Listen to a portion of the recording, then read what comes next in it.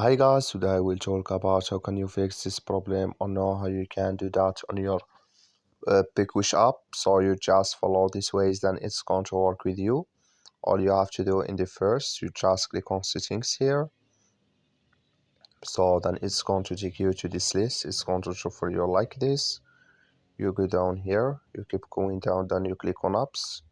You come to apps list, and here you're looking for PicWish app here, or just click on search. Then here at PicWish, it's going to show for you like this. Click on it. So then you come to next step here, click here on force stop, click on OK. Then you go down, just click on storage. Come to storage list here, just click on clear cache. Then all you have to do, so you just restart your phone, install it again, and it's going to work with you. That's all you have to do. That's all I wish you. I give it. Thank you for watching. Don't forget to support us by like and subscribe.